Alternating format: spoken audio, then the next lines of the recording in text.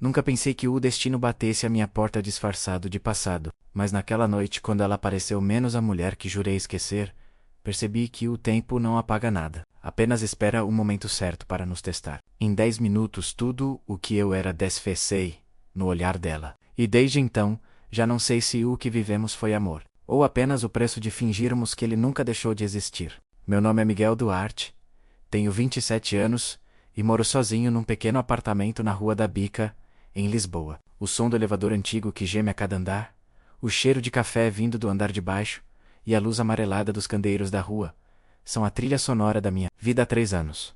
Sou fotógrafo freelancer, trabalho com o que aparece: catálogos, retratos, editoriais, casamentos. Às vezes fotografo turistas na Ribeira das Naus, outras vezes fico dias sem nada. A minha vida é irregular, mas livre. Vivo de luz, de sombras e de momentos roubados. As noites de fevereiro em Lisboa são úmidas e lentas. O frio do Tejo entra pelas frestas da janela, e a cidade parece dormir embalada no som dos elétricos que rangem nas curvas. Naquela noite, eu tinha acabado de descarregar um ensaio de moda que fotografara para uma pequena marca local. Editei algumas imagens, abri uma garrafa de vinho barato e me joguei no sofá. Era por volta das 2 da manhã, quando o silêncio foi quebrado. 3 toques curtos, firmes, na campainha. Dim, dim. Pensei que fosse um engano, talvez o vizinho bêbado do segundo andar. Ignorei. Mas então vieram mais 2, desta vez mais urgentes, quase desesperados. Levantai-me. Confuso. Quem diabos toca a campainha? Às 2 da manhã. Através do olho mágico, vi apenas uma silhueta. Uma mulher. O cabelo preso num coque frouxo, o sobretudo molhado pela chuva fina. Algo em sua postura, menos a rigidez dos ombros, o modo como segurava a bolsa contra o peito, menos me pareceu ao mesmo tempo orgulhoso e quebrado. Abri a porta devagar, e o tempo parou. Era ela, Inês Valença. Se o nome não significar nada para você, permita-me explicar. Para o mundo da moda portuguesa, Inês é uma lenda. Diretora criativa da Maison Valença, uma marca nascida de uma família de aristocratas lisboetas. Para mim, porém, Inês foi muito mais do que isso. Ela foi minha mentora, minha paixão e minha ruína. 3 anos atrás, quando eu era apenas um estagiário de fotografia inseguro, Inês acreditou em mim. Convidou-me para fotografar uma das suas coleções. Lembro-me da primeira vez que ela olhou para mim por cima dos óculos. Você tem um olhar curioso, Miguel. Fotografa com emoção. Isso é raro. Eu me apaixonei no instante em que ela disse isso. Mas a nossa história nunca foi simples. Ela tinha 32 anos. Uma carreira meteórica. Um nome para proteger. Eu era um miúdo com uma câmera e sonhos demais. Quando percebi, ela já tinha ido embora menos com uma mensagem fria. Não é o momento certo. E agora, 3 anos depois, ela estava ali, na minha porta, às 2 da manhã. Encharcada. Tremendo. Inês, minha voz saiu mais baixa do que eu esperava. Ela respirou fundo, como se precisasse de coragem para falar. Miguel, desculpa parecer assim. Eu não sabia para onde ir. Havia algo de quebrado em seu olhar, uma sombra que não existia antes. Você está bem? Não. Você está bem? Perguntei, dando um passo à frente. Ela balançou a cabeça, e uma lágrima se misturou à chuva no seu rosto. Não, mas preciso que você finja que estou... Demorei a entender. Ela apertava o casaco com força, os dedos pálidos. Então, com a voz trêmula, soltou as palavras que mudariam tudo. Miguel, preciso que você finja ser meu noivo. Fiquei? Shem-ar. Pensei que tivesse ouvido mal. O quê? Ela baixou os olhos. Meu pai está morrendo. A frase veio seca, direta, sem floreio. Ele quer me ver antes de partir, mas acredita que eu finalmente encontrei alguém. Eu menti, Miguel. Eu disse que estava noiva. E agora, ele quer com um Heklo. O relógio na parede marcava 2:07. O vento assobiava pelas frestas. Lá fora, Lisboa dormia. Lá dentro, o tempo parecia ter parado entre nós dois. Por que eu? Perguntei. Num sussurro, ela ergueu os olhos para mim. Verdes, iguais aos de antes, mas agora, cheios de medo. Porque você foi a única pessoa que me amou sem querer nada em troca. E porque você ainda é o único que eu confio. Houve um silêncio longo. Aquelas palavras me atravessaram como uma lâmina. 3 anos tentando escuécala, E bastou uma frase para tudo voltar. Ela hesitou, e sua voz quebrou. Sei que é absurdo. Sei que é tarde. Mas, por favor, Miguel, apenas por alguns dias. Até que tudo acabe. Olhei para ela, molhada, frágil, e senti algo se mover dentro de mim. Não era apenas piedade. Era memória, desejo, raiva e amor.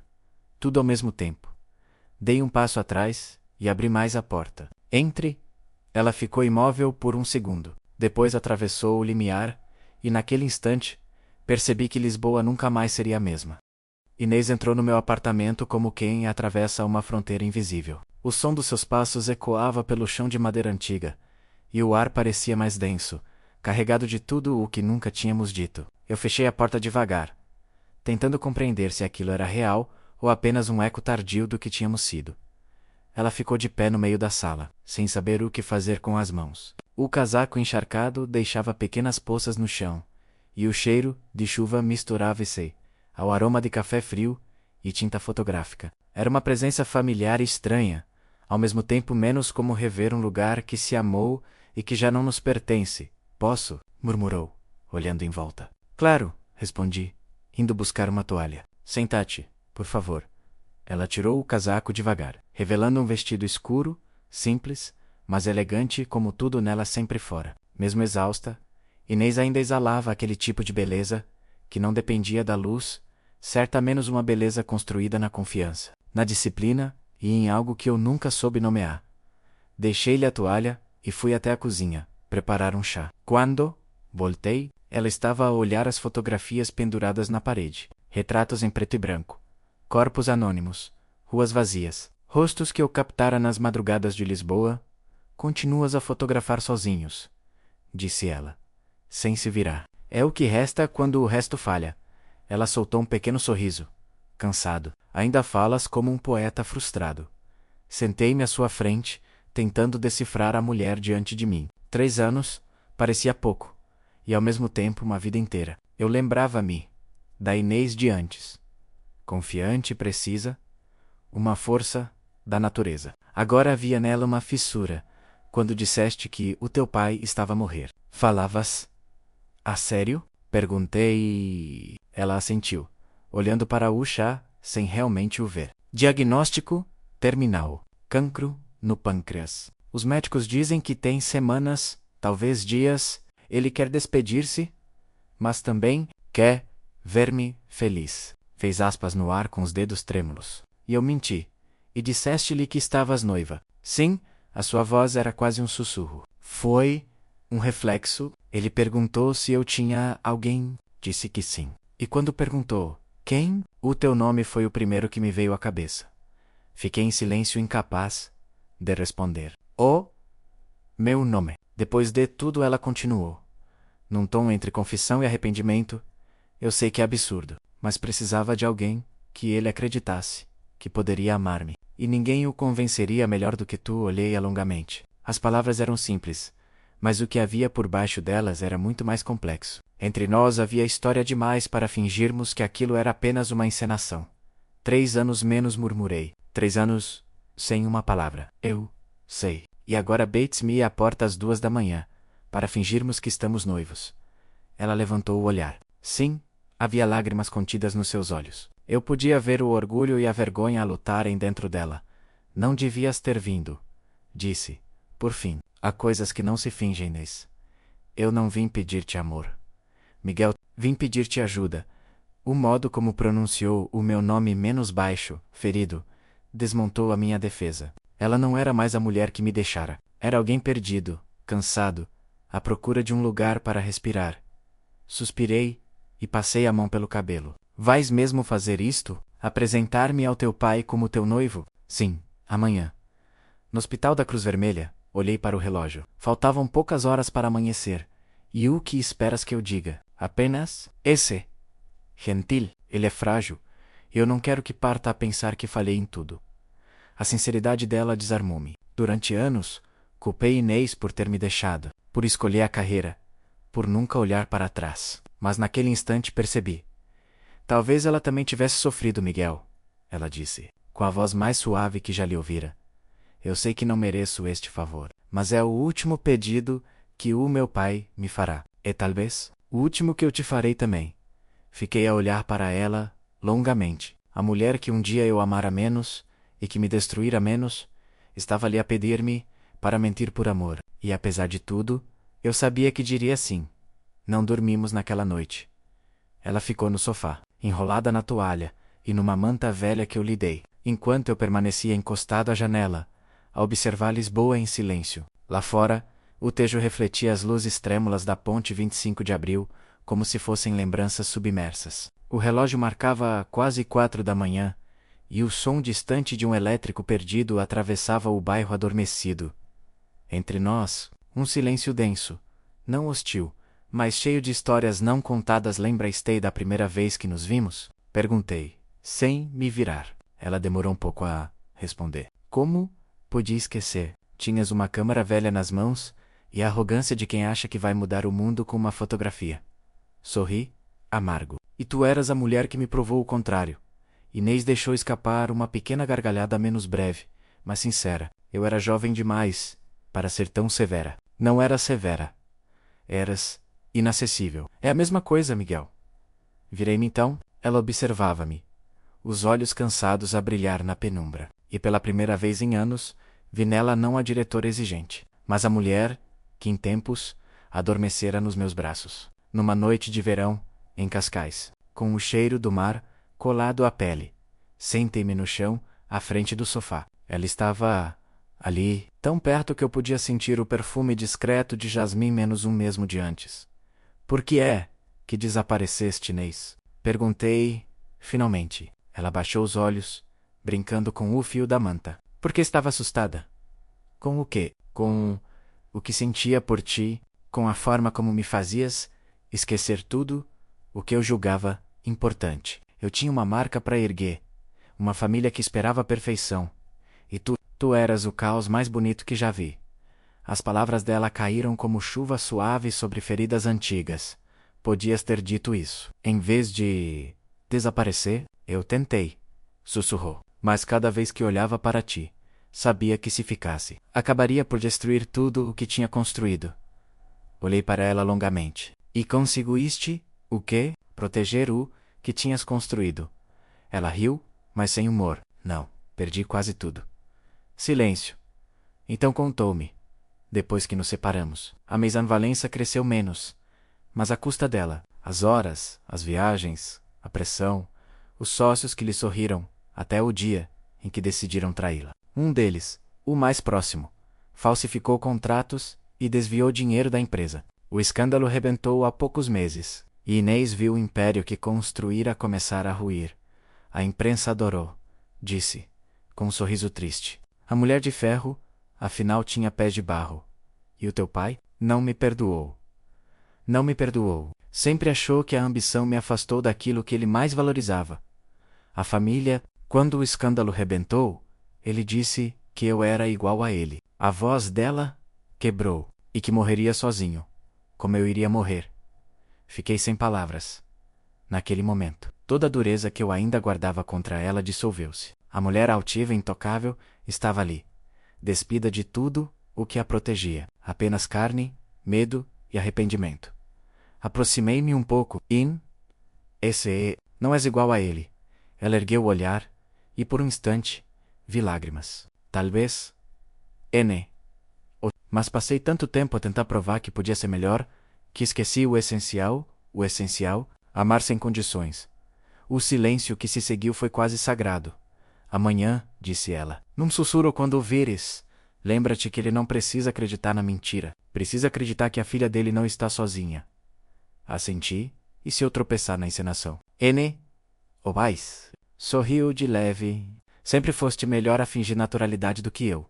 Sorri também, mas por dentro algo se remexia. Eu não sabia se estava preparado para voltar a entrar na vida dela, nem mesmo por uma boa causa. Mas a verdade é que nunca tinha realmente saído.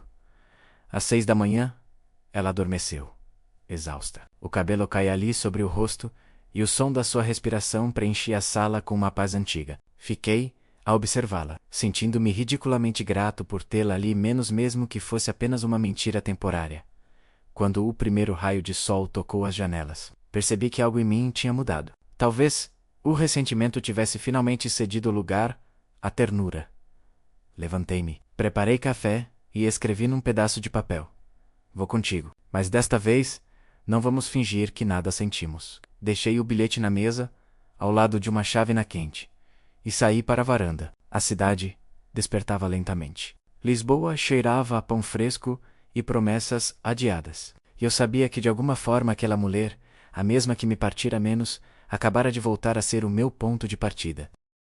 O hospital da Cruz Vermelha ficava silencioso àquela hora da tarde. As paredes brancas, o cheiro a desinfetante e o ruído dos passos no corredor criavam um ambiente suspenso, como se o tempo ali dentro obedecesse a outras regras. Caminhávamos lado a lado, sem trocar palavra. Inês vestia um sobretudo bege, simples, o cabelo apanhado num coque improvisado. Eu trazia na mão um pequeno ramo de flores brancas que comprara no caminho. Um gesto instintivo, quase infantil. No elevador, ela olhou para o reflexo no espelho metálico e respirou fundo. "Não sei se consigo", disse. "Consegues?" Respondi. "És a mulher mais forte que conheço." Ela soltou um sorriso cansado. "A força é um disfarce, Miguel. Hoje só me resta coragem." O elevador parou no quarto andar. Quando as portas se abriram, o ar mudou. O corredor estava iluminado por uma luz suave, e o som das máquinas misturava-se ao murmúrio distante das enfermeiras. Seguimos até o quarto 412. Ela hesitou antes de entrar. O olhar dela procurou o meu, e por um instante, voltei a ver a mesma jovem que, anos antes, me pedira para confiar nela antes de uma grande apresentação. Fiz o que fizera então. Estendi-lhe a mão. Ela apertou-a com força. Entramos juntos. O pai dela, Henrique Valença, estava deitado, pálido, com tubos e fios a atravessar-lhe o corpo magro. Ainda assim, havia nele uma dignidade austera, como a de um general fora de combate. Quando nos viu, os olhos dele iluminaram-se por um breve instante. "Inês." Ela aproximou-se, devagar. "Olá, pai." A voz dela era um fio. "Vieste?" Ele tentou sorrir, mas o gesto doeu-lhe. Inês engoliu em seco. Virou-se para mim e respondeu: "Este é o Miguel, o meu noivo." A palavra pairou no ar, frágil, como vidro prestes a partir-se. Fiz um pequeno aceno, tentando parecer natural. "Prazer em conhecê-lo, Sr. Valença." Ele observou-me longamente, com aqueles olhos de homem que aprendeu a medir o mundo em silêncios. "Então, és tu, o fotógrafo?" "Sim, senhora, minha filha falava de ti." Uma pausa. "Dizia que tinhas um olhar bonito para as pessoas, mas nenhum para ti mesmo." Inês corou, surpresa. "Eu também."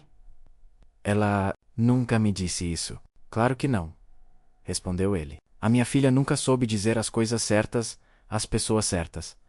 Inês suspirou e sentou-se à beira da cama. Segurou a mão do pai, com delicadeza. "Pai, vim porque quero que saiba que estou bem, que encontrei alguém que me faz sentir em casa outra vez."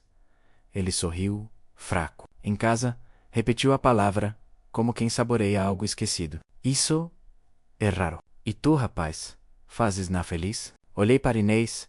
Os olhos dela suplicavam por cumplicidade. "Faço o que posso. Às vezes, com sucesso. Outras, apenas tento." O velho riu. Um som rouco, mas sincero. "Isso já é muito." Ficamos ali durante quase uma hora. Falaram de trivialidades, de memórias antigas, de verões em Sintra e de jantares que nunca mais se repetiriam. Eu limitava-me a observar, sentindo-me intruso e, ao mesmo tempo, parte de algo maior do que a mentira que sustentávamos.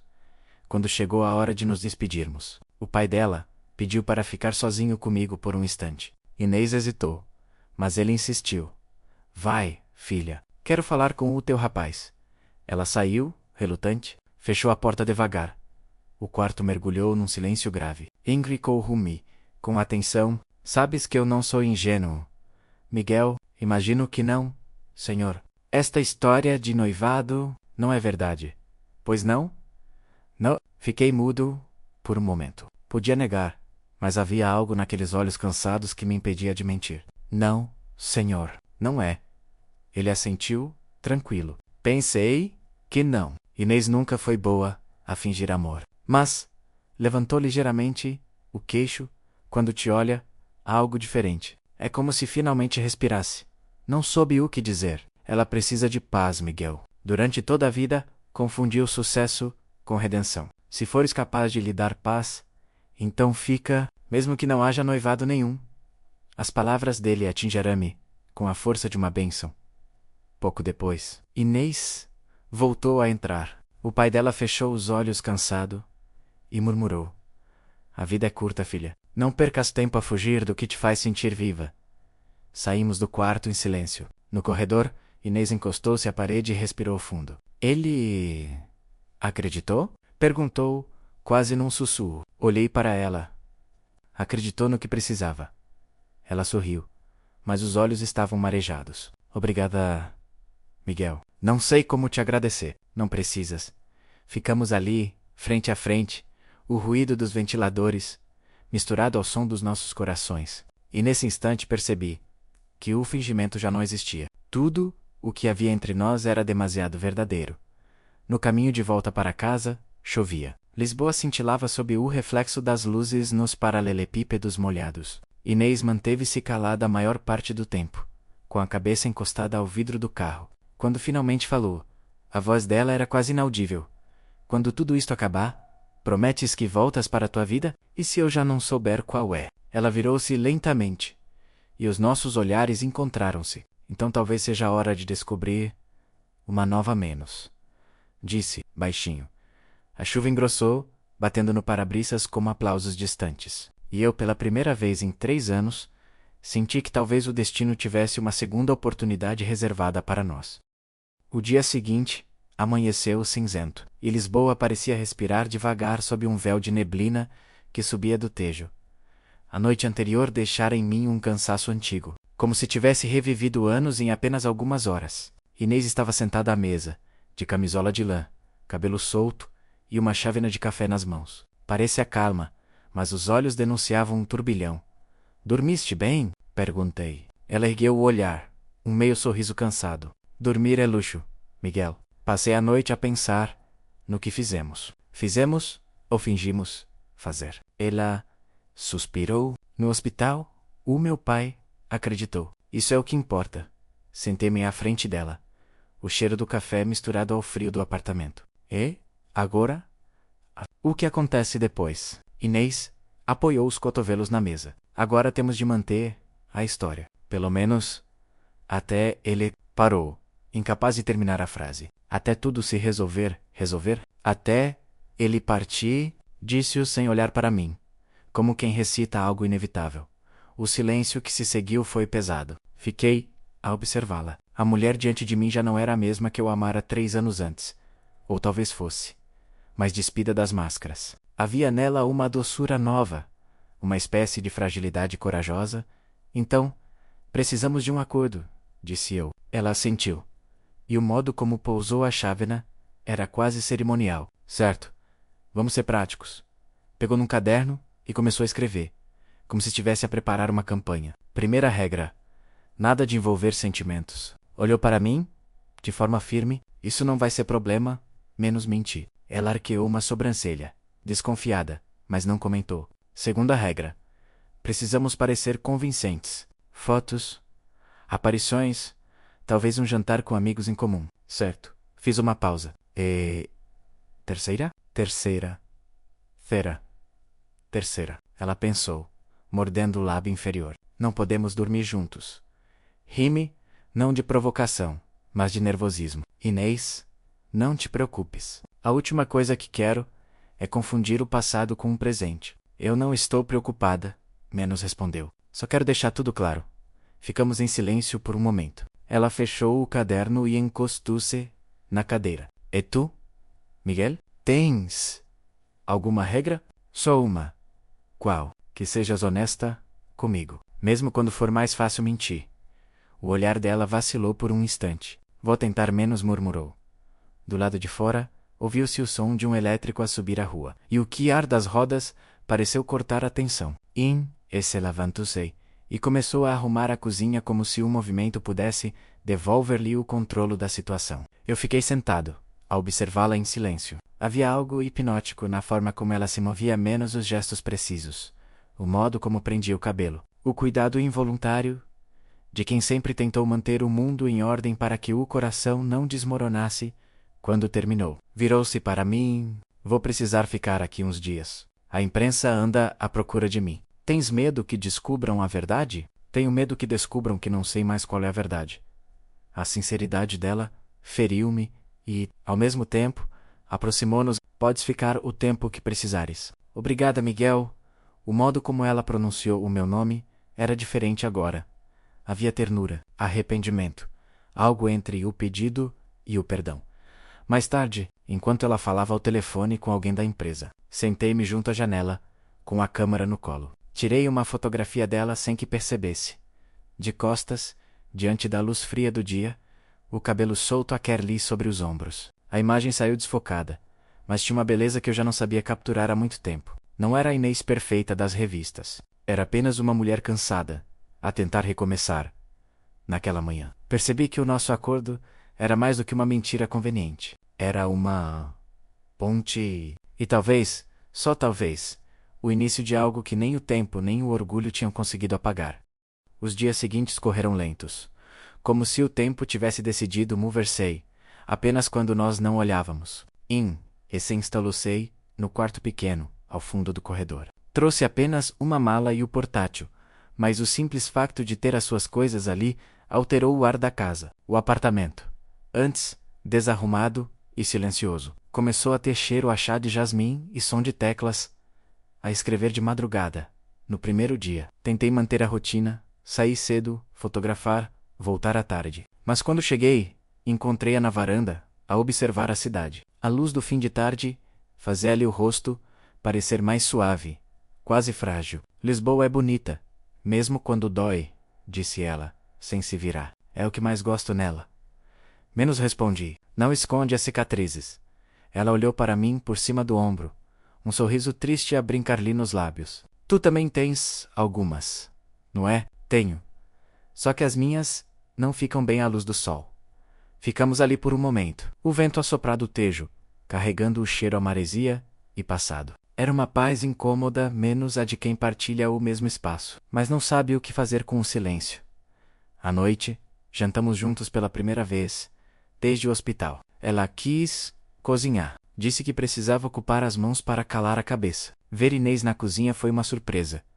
Longe da mulher controladora das reuniões. Ali estava alguém que queimava o molho e ria de si mesma. Não olhes assim. Estou enferrujada. Não estou a olhar, estou a documentar.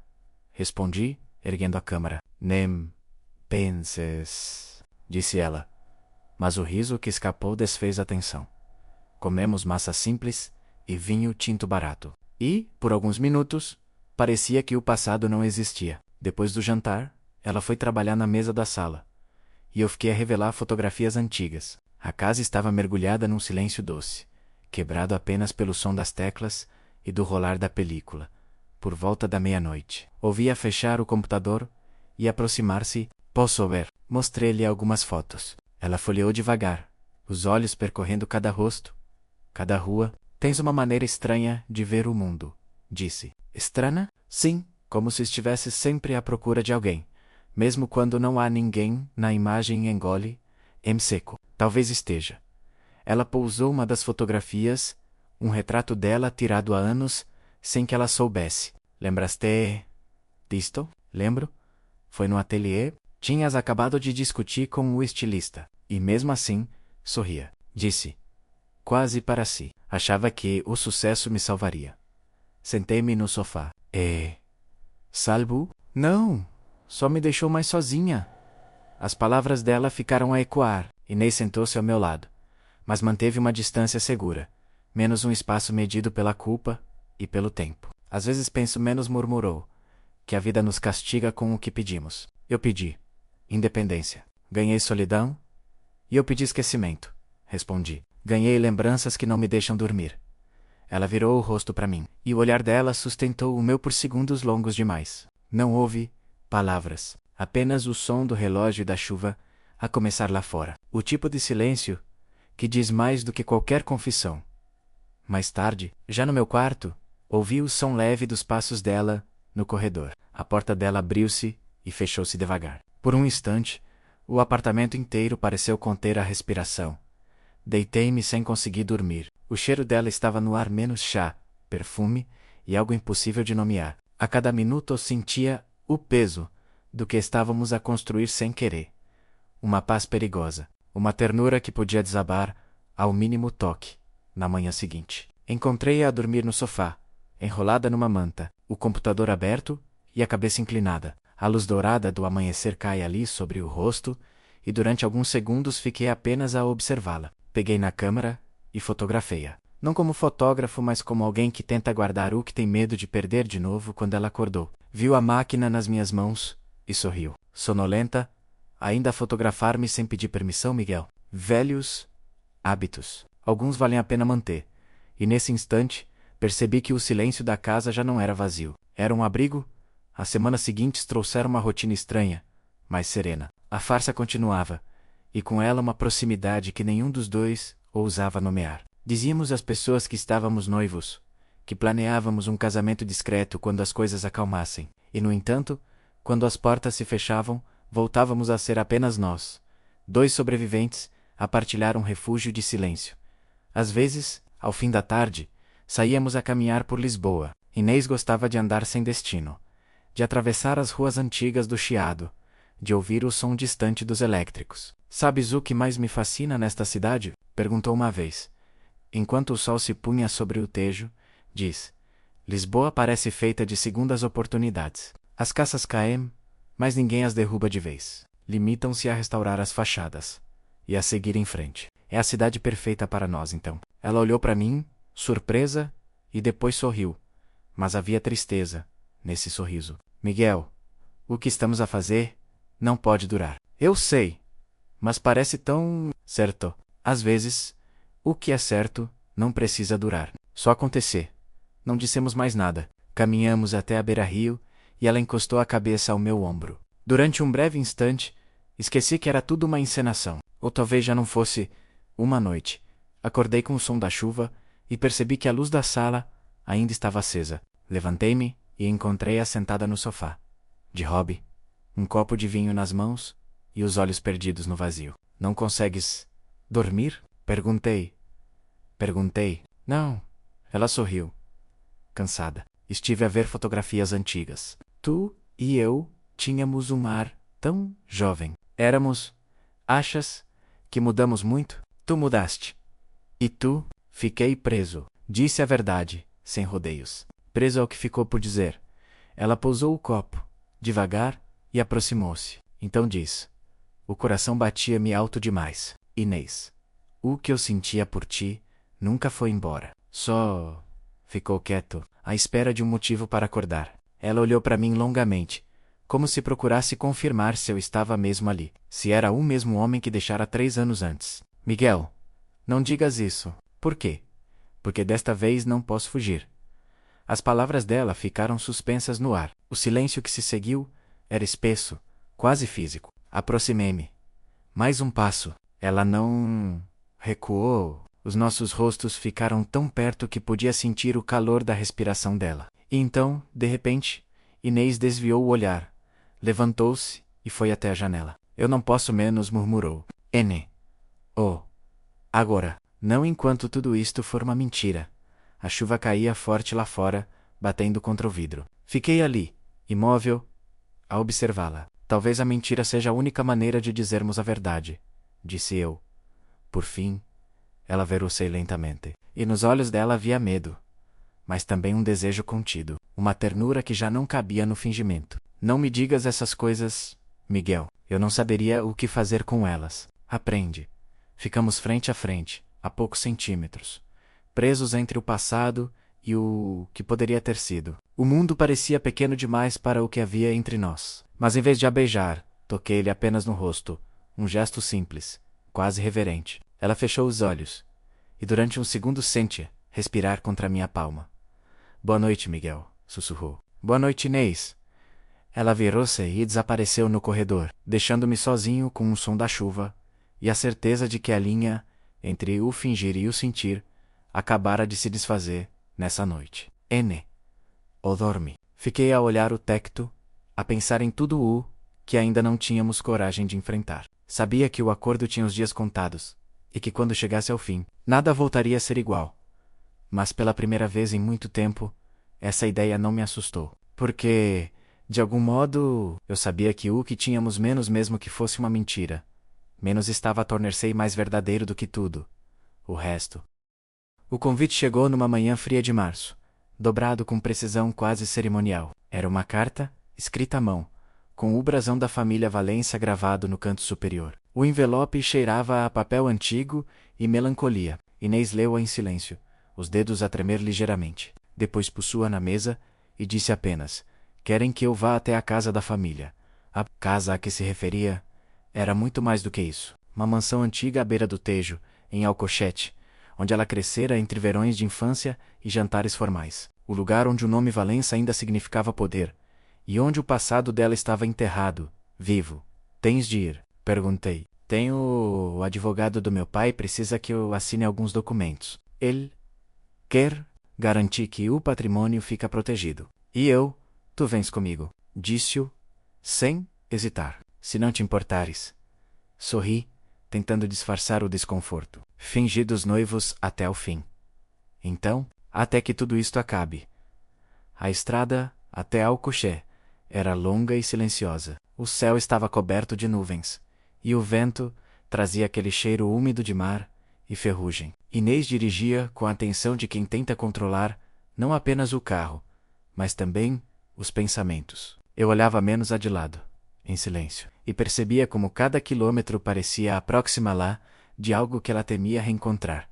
Quando atravessamos a ponte, o rio refletia um cinza pesado. "Há quanto tempo não vens aqui?" perguntei. "Desde o funeral da minha mãe," disse sem emoção, como quem recita uma data que aprendeu a não sentir. Tinha 23 anos. Olhei pela janela. O vento agitava os campos planos, e ao longe via-se a casa. Uma construção imponente, com janelas altas e paredes que o tempo começava a devorar. Quando chegamos, um homem idoso abriu o portão. "Bem-vinda, menina Inês." A voz dele era rouca, mas calorosa. "Olá, Antônio," respondeu ela, com um sorriso tenso. "Este é o Miguel, o noivo?" perguntou o homem, curioso. Ela hesitou um segundo antes de assentir. "O noivo, sim." O olhar cúmplice do velho mordomo fez-me sentir parte de um teatro antigo. Entramos. O ar da casa tinha cheiro a madeira velha e memórias. Tudo parecia congelado no tempo. Os retratos nas paredes, as cortinas de veludo, os móveis escuros. Era como entrar no museu da vida dela, menos um lugar onde o passado ainda respirava. No salão principal, Inês parou, diante de um piano coberto por um lençol branco. Passou a mão sobre o pó, revelando o brilho gasto do instrumento. "A minha mãe tocava aqui todas as noites." "E tu?" Eu ouvia... Sorriu, mas o sorriso era um eco. Achava que a felicidade era isto: alguém tocar por ti enquanto o mundo lá fora não existe. Aproximei-me e toquei uma tecla. O som saiu rouco, desafinado, mas vivo. "Ainda existe," disse eu. Ela olhou-me. E por um momento, o peso que trazia nos ombros pareceu desaparecer. O resto do dia foi gasto entre papéis e memórias. O advogado chegou, explicou termos, assinaturas, números. Eu limitava-me a observar. Inês movia-se pela casa como uma sombra, tocando as paredes e os móveis, como se procurasse provas de que aquilo ainda era real. Ao cair da tarde, subimos ao andar de cima. Ela mostrou-me o quarto, onde eu ficaria menos um espaço simples, mas com vista para o rio. Do outro lado do corredor, a porta do quarto dela permanecia entreaberta. "O meu quarto de menina menos", disse, com um tom de ironia. "Ainda tem o mesmo papel de parede. E o mesmo fantasma. Todos os meus fantasmas moram aqui." Sorri, mas não respondi. A noite começou a cair. Ficamos na varanda, a ver as luzes de Lisboa piscarem do outro lado do Tejo. O vento trazia o som distante dos barcos e um frio leve que nos aproximou sem querer. "Sabes o que mais odeio nesta casa?" perguntou. "Diz." "É o silêncio. Parece que cada parede sussurra o que eu devia ter sido." Olhei para ela. "E o que devias ter sido, Inês?" Ela respirou fundo, feliz. As palavras dela caíram entre nós como uma confissão. E pela primeira vez, percebi que toda a força de Inês era apenas a forma que ela encontrara de esconder o medo de não ser amada. Mais tarde, enquanto ela se recolhia, fui até o jardim. A casa reflexia na água escura do rio. E o vento fazia as janelas gemer. Tirei a câmara do estojo e apontei-a para o andar de cima, onde uma luz ainda estava acesa menos o quarto dela. Fotografei. A imagem saiu tremida, quase etérea, mas havia algo nela que me prendeu. Uma mulher, à janela, sozinha, entre a sombra e o reflexo. Na lente, percebi. Talvez o amor seja isso. Tentar capturar alguém antes que o tempo a leve outra vez. A chuva começou durante a noite e não parou mais. O som das gotas a bater contra os vidros enchia a casa. Um murmúrio constante que parecia respirar junto com as paredes antigas. Inês levantou-se cedo. Eu ouvi os passos dela no corredor, a porta a ranger, a chaleira a ferver na cozinha. Por um momento, imaginei que era apenas uma manhã normal, duas pessoas a partilhar o mesmo espaço, menos até a realidade se impor de novo. Quando desci, encontrei-a junto à lareira. Tinha uma manta sobre os ombros e os olhos fixos nas chamas. A luz do fogo desenhava-lhe o rosto, revelando uma expressão que misturava cansaço e saudade. Dormiste mal? Perguntei. Dormi o suficiente para sonhar. Disse, sem me olhar.com. Com o passado, ele não me deixa em paz. Sentei-me no sofá ao lado dela. Talvez seja porque ainda há coisas que não disseste. Ela virou-se lentamente. O olhar a prender o meu. E tu achas que eu devo dizer-te tudo? Acho que sim. Mesmo que te afaste? Se for verdade, então vale a distância. O silêncio que se seguiu foi longo. Finalmente, ela respirou fundo, Miguel. Há algo que nunca te contei.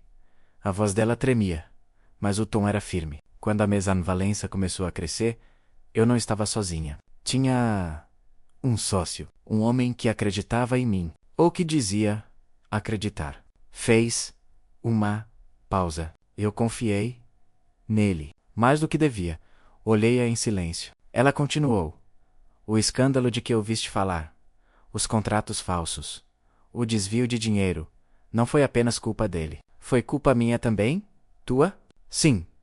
Porque eu sabia... Os olhos de Lau encheram-se de lágrimas contidas. Sabia que ele manipulava números, que fazia acordos nas sombras. E fechei os olhos, porque precisava que o sonho resultasse, custasse o que custasse. As palavras ficaram a pairar entre nós, pesadas. Ela passou as mãos pelo cabelo, como se tentasse afastar a vergonha. Quando tudo veio à tona, ele desapareceu. Fiquei. Rio amargo. Fiquei para ser crucificada. Por que não disseste nada antes? Perguntei. Por que não quis que me visses assim? A mulher, que tu amaste, não era tão corajosa quanto parecia. Senti um nó na garganta. A imagem dela, a mulher forte, inquebrável, desfez-se diante de mim, revelando alguém de carne e medo. E paradoxalmente foi nesse instante que a amei de novo, mais do que antes, Inês. Comecei, mas ela levantou a mão, pedindo silêncio. Não digas nada. A voz dela era baixa, mas firme. Se disseres, eu desabo. Ficamos ali, lado a lado, a ouvir a chuva. Ela encostou a cabeça ao encosto do sofá e fechou os olhos. O fogo refletia-se no seu rosto, e percebi o quanto a solidão tinha moldado cada traço dela. Sabes, disse, por fim, sempre pensei que o amor fosse uma fraqueza, que me iria, que me tiraria o foco. Mas quando tudo ruiu, percebi que a fraqueza era não o ter deixado entrar. Aproximei-me um pouco mais. O amor nunca foi o problema, Inês. Foi o medo. Ela abriu os olhos e fitou-me. E... o teu medo, Miguel, qual é? Que tu partas outra vez. As palavras saíram antes que eu pudesse contê-las. Ela sorriu com tristeza. Ainda não percebeste? Eu nunca deixei de estar aqui. O relógio antigo da sala bateu 7 vezes, quebrando o silêncio. Lá fora, a chuva continuava, teimosa, e parecia lavar o peso do que fora dito. Mais tarde, enquanto ela dormia no sofá, levantei-me devagar e percorri a casa. As paredes pareciam guardar segredos. Na biblioteca, encontrei uma caixa de madeira antiga. Dentro, havia cartas, recortes de jornais e fotografias da família Valença. Entre os papéis, Uma foto chamou-me a atenção. Inês, com 20 e poucos anos, ao lado de um homem que eu nunca tinha visto. Olares cúmplices mãos quase a tocar-se. O nome dele estava rabiscado no verso. Eduardo Menezes. Senti um arrepio. O tal sócio. O homem que ela dissera ter traído a confiança dela. Mas havia algo mais na fotografia. Menos algo que ela não mencionara. Um gesto, um olhar, que não era apenas de parceria, mas de amor. Fechei a caixa. O som da tampa ecoou pelo quarto. E nesse instante, ouvi um barulho atrás de mim. Inês estava à porta. Pálida. Como se o tempo tivesse parado. O que estás a fazer, Miguel? A voz dela era baixa, mas cortante. Eu encontrei isto por acaso. Não tinhas o direito. O silêncio que se seguiu foi o mais duro de todos. Ela aproximou-se. Tirou a caixa das minhas mãos e pousou-a com cuidado na mesa. Esse homem começou, mas a voz falhou. Ele era mais do que um sócio. Era alguém que me prometeu o mundo. E eu acreditei. As lágrimas finalmente caíram. Quando percebi quem ele realmente era, já era tarde. O amor, Miguel, o amor torna-nos cegos. Fiquei sem palavras, porque pela primeira vez, percebi que a ferida dela não era o orgulho, era a culpa de ter amado errado, e de ainda pagar o preço. A noite caiu outra vez. Inês trancou-se no quarto, e eu fiquei sozinho na biblioteca, com o som da chuva e da minha própria respiração. No reflexo da janela, vi-me como ela me vira anos antes. Um homem a tentar salvar o que talvez nunca pudesse ser salvo. Mas mesmo assim, sabia. Eu não iria embora, porque há amores que não se escolhem menos, apenas se suportam. A casa estava mergulhada num silêncio espesso. O tipo de silêncio que não pertence apenas às paredes, mas também às pessoas que nelas habitam. Durante horas não ouvi um som vindo do quarto de Inês. A chuva tinha abrandado, e o ar cheirava a terra molhada e arrependimento. Sentei-me junto à lareira, sem saber se devia ir ter com ela, ou deixá-la em paz. A fotografia que encontrara ainda me queimava na mente. O olhar dela para o tal Eduardo Menezes. A ternura escondida que agora fazia sentido demais. E apesar disso, o que eu sentia não era ciúme. Era compaixão. Talvez amor também fosse isso. Entender o erro do outro, e mesmo assim, querer ficar lavando-me. E subi as escadas. A porta do quarto dela estava entreaberta. Bati de leve. Inês? Nenhuma resposta. Empurrei devagar ela. Estava sentada no chão, junto à janela, com a caixa aberta ao lado e as cartas espalhadas à volta. O rosto molhado de lágrimas, o olhar perdido. Não devias ter vindo, Miguel, e tu não devias chorar sozinha. Ela soltou um riso frágil. Nunca foste bom a seguir regras, principalmente as tuas. Aproximei-me, sentei-me no chão, a poucos centímetros dela. Ela pegou numa das cartas, amarrotada, e estendeu uma. Lê. A letra era a de um homem desesperado. Prometesse que ficarias. Eu dei-te tudo, Inês. O nome, o dinheiro, o futuro. Não podes virar-me as costas agora. Levantei o olhar. Ele ameaçou-te. Ela assentiu? Ela assentiu? Quando o negócio começou a ruir, quis que eu assumisse a culpa. Disse que, se não o fizesse, arruinaria o nome do meu pai. Eu cedi, Miguel. Não por medo de perder a marca, mas por medo de o ver morrer de vergonha. A voz dela quebrou. Passei os últimos meses a esconder-me de todos, a tentar remendar um naufrágio que nunca foi meu. E no fim, o único lugar onde encontrei paz foi contigo. Senti o coração apertar. Inês, não digas nada. As lágrimas corriam-me pelo rosto. Eu não mereço a tua ternura. Tomei-lhe as mãos nas minhas. Não é uma questão de merecer, é de precisar ela. Ergueu o olhar. E tu, o que é que precisas, Miguel? De acreditar que o amor não é uma segunda hipocrisia.